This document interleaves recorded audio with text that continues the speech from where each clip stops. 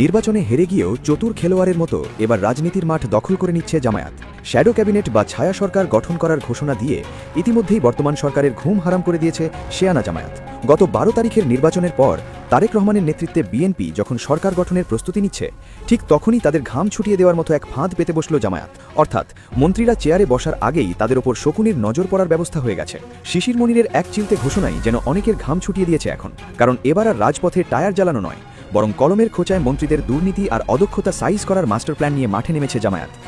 একে তো ছায়া সরকারের কড়া নজরদারি, তার উপর 30টি আসনের ফলাফল বাতিলের আইনি লড়াই, সব মিলিয়ে রাজনীতির টেবিল উল্টে দিয়ে এক নিমিষেই খেলার মোড় ঘুরিয়ে দেওয়ার মতো পরিস্থিতি তৈরি হয়েছে। রাজনীতির মাঠে এমন চাল কেউ কল্পনাও করতে পারেনি। সাধারণত নির্বাচনে যারা সরকার গঠন করতে পারে না তারা হতাশ হয়ে পড়ে অথবা রাজপথে জ্বালাও পোড়াও শুরু করে, কিন্তু জামায়াত এবার যে খেলাটা খেলল তা এক কথায় অভাবনীয়। তারেক রহমানের নেতৃত্বে নতুন সরকার যখন শপথ নেওয়ার প্রস্তুতি নিচ্ছে, ঠিক সেই মুহূর্তে জামায়াত এমন এক ঘোষণা দিল যা শুনে হবু মন্ত্রীদের গদিতে বসার আগেই হাত পা কাঁপা শুরু হয়ে গেছে। অ্যাডভোকেট শিশির মনির খুব ঠান্ডা মাথায় জানিয়ে দিয়েছেন যে তারা বসে থাকবেন না, তারা গঠন করতে যাচ্ছেন শ্যাডো ক্যাবিনেট বা ছায়া সরকার। এই শব্দটি বাংলাদেশের রাজনীতিতে নতুন মনে হতে পারে, কিন্তু এর প্রভাব যে কতটা ভয়াবহ হতে পারে তা বিএনপির নীতি নির্ধারকরা হাড়ে হাড়ে টের পাচ্ছেন। শ্যাডো ক্যাবিনেট বা ছায়া সরকার বিষয়টি আসলে কি তা একদম সহজ ভাষায় বোঝা দরকার এখন। সোজা কথায় বলতে গেলে এটা হলো মন্ত্রীদের পেছনে ছায়ার মতো বা জমদূতের মতো লেগে থাকা। ধরা যাক তারেক রহমানের সরকারে একজন স্বরাষ্ট্রমন্ত্রী আছেন, ঠিক তার বিপরীতে জামায়াতও তাদের দল থেকে একজন ছায়া স্বরাষ্ট্রমন্ত্রী নিয়োগ দেবে। এই ছায়ামন্ত্রীর কাজ কোনো অফিস করা নয়, বরং আসল স্বরাষ্ট্রমন্ত্রী কি করছেন, কোথায় সই করছেন এবং কোনো দুর্নীতি করছেন কিনা তার উপর শকুনের মতো নজর রাখা। এটা মূলত যুক্তরাজ্য বা লন্ডনের স্টাইল। লন্ডনে বিরোধী দল এভাবেই সরকারকে চাপে রাখে। বাংলাদেশে এতদিন বিরোধী দল মানেই ছিল সংসদে গিয়ে চিল্লাচিল্লি করা আর রাজপথে মাইক লাগিয়ে গলাবাজি করা, কিন্তু জামায়াত এবার সেই পুরনো স্টাইলকে বুড়ো আঙ্গুল দেখিয়ে স্মার্ট পলিটিক্স বা বুদ্ধির খেলা শুরু করেছে। আর এই বিষয়টি বিএনপির মন্ত্রীদের জন্য চরম লজ্জা পাওয়ার মতো পরিস্থিতি তৈরি করতে যাচ্ছে। কারণ এতদিন তারা ভাবতেন যে একবার ক্ষমতায় যেতে পারলেই হলো, তখন আর কেউ তাদের টিকিটিও ছুঁতে পারবে না। তারা ইচ্ছে মতো প্রজেক্ট পাস করবেন আর নিজেদের পকেট ভারী করবেন। কিন্তু শিশির মনিরের ঘোষণা তাদের সেই সুখের স্বপ্নে জল ঢেলে দিয়েছে। এখন প্রতিটি মন্ত্রণালয়ে জামায়াতের একজন করে এক্সপার্ট বা বিশেষজ্ঞ ছায়ামন্ত্রী হিসেবে বসে থাকবেন। আসল মন্ত্রী যদি কোনো ভুল করেন বা কোনো ফাইলে উল্টাপাল্টা সই করেন, তবে সাথে সাথে ছায়ামন্ত্রী সেই তথ্য জনগণের সামনে ফাঁস করে দেবেন। অর্থাৎ মন্ত্রীরা যদি ভাবেন তারা যা খুশি তাই করবেন, তবে তারা বোকার স্বর্গে বাস করছেন। তাদের সাইজ করার জন্য বিকল্প মন্ত্রী বা ছায়ামন্ত্রী একদম রেডি হয়ে বসে আছেন।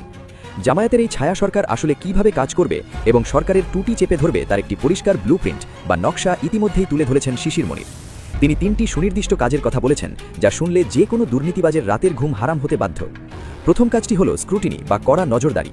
সরকারের মন্ত্রীরা যখন কোনো ফাইলে সই করবেন তখন তাদের হাত কাঁপবে, কারণ তারা জানেন তাদের প্রতিটি পদক্ষেপের ওপর ছায়ামন্ত্রীরা শকুনের নজর নিয়ে ওত পেতে আছেন।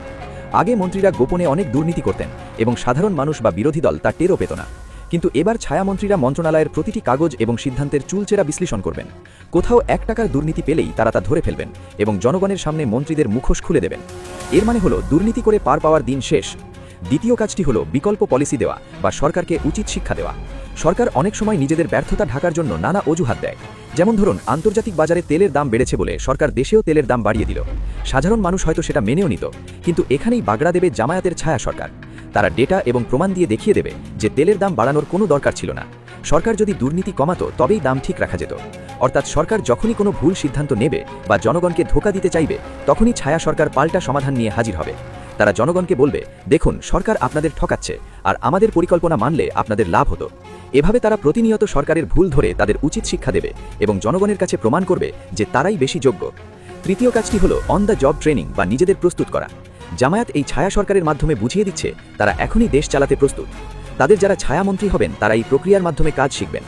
অর্থাৎ ভবিষ্যতে যদি তারা ক্ষমতায় আসেন, তবে তাদের আর নতুন করে কাজ শিখতে হবে না। তারা একদম রেডিমেড মন্ত্রী হিসেবে দায়িত্ব নিতে পারবেন। এই পুরো প্রক্রিয়াটি বিএনপির সরকারের জন্য এক বিশাল মনস্তাত্ত্বিক চাপ বা প্রেশার তৈরি করেছে। মন্ত্রীরা এখন আর শান্তিতে কাজ করতে পারবেন না। তাদের সবসময় মনে হবে কেউ একজন তাদের ঘাড়ের ওপর নিঃশ্বাস ফেলছে। তারা চাইলেও এখন আর স্বজনপ্রীতি বা দলীয় লোকদের দিয়ে পকেট ভারী করতে পারবেন না, কারণ ছায়া সরকার তাদের প্রতিটি অপকর্মের হিসাব রাখার জন্য খাতা কলম নিয়ে বসে আছে। তবে জামায়াতের চমক শুধু এই ছায়া সরকারের মধ্যেই সীমাবদ্ধ নেই। সরকারের জন্য এর চেয়েও বড় মাথা ব্যথার কারণ হয়ে দাঁড়িয়েছে তাদের আইনি লড়াইয়ের ঘোষণা। নির্বাচনের ফলাফলের পর সবাই যখন ভাবছিল জামায়াত হয়তো ফলাফল মেনে নিয়ে চুপচাপ বসে থাকবে, ঠিক তখনই তারা আরেক বোম ফাটালো। তারা পরিষ্কার জানিয়ে দিয়েছে যে নির্বাচনে অন্তত 30টি আসনে তাদের নিশ্চিত বিজয় ছিনিয়ে নেওয়া হয়েছে। এই 30টি আসনের ফলাফল তারা কিছুতেই মেনে নেবে না এবং এর শেষ দেখে ছাড়বে।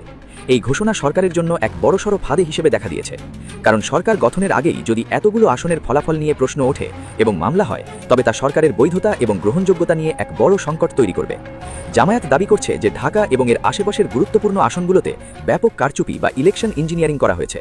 বিশেষ করে ঢাকার প্রাণকেন্দ্র ঢাকা 7, ঢাকা 8, ঢাকা 10, ঢাকা 13 এবং ঢাকা 17 আসনে তাদের সুকৌশলে হারানো হয়েছে। এছাড়া ময়মনসিংহ 1, 4, 10 এবং কিশোরগঞ্জ 3, গোপালগঞ্জ 2, ব্রাহ্মণবাড়িয়া 5, চাঁদপুর 4, চট্টগ্রাম 14 এবং কক্সবাজার 4 সহ বেশ কিছু হাই প্রোফাইল আসনে ফলাফল পাল্টে দেওয়া হয়েছে বলে তারা অভিযোগ করেছে। শিশির মনির সাফ হুঁশিয়ারি দিয়েছেন যে তারা হাওয়ার উপর ভিত্তি করে কথা বলছেন না। তাদের কাছে প্রতিটি কেন্দ্রের ফলাফল এবং কারচুপির দালিলিক প্রমাণ আছে। যেখানে যেখানে ইঞ্জিনিয়ারিং করে তাদের হারানো হয়েছে, ঠিক সেখানেই তারা আইনি লড়াই চালাবেন। আর এখন এই বিষয়টি বিএনপির সরকারের জন্য চরম মাথা ব্যথার কারণ হওয়ার যথেষ্ট যুক্তি আছে। কারণ জামায়াত যদি আদালতে প্রমাণ করতে পারে যে এই 30টি আসনে কারচুপি হয়েছে, তবে আদালত এই 30 জন এমপির গেজেট বা শপথ স্থগিত করে দিতে পারে। আর যদি শপথ আটকে যায়, তবে সংসদের শুরুতেই এক বিশাল শূন্যতা তৈরি হবে।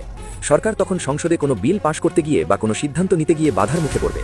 তাছাড়া নৈতিকভাবেও সরকার দুর্বল হয়ে পড়বে। এতদিন বিরোধী দলগুলো নির্বাচনের পর শুধু অভিযোগ করত, কিন্তু আদালতে যাওয়ার সাহস বা প্রস্তুতি তাদের থাকত না।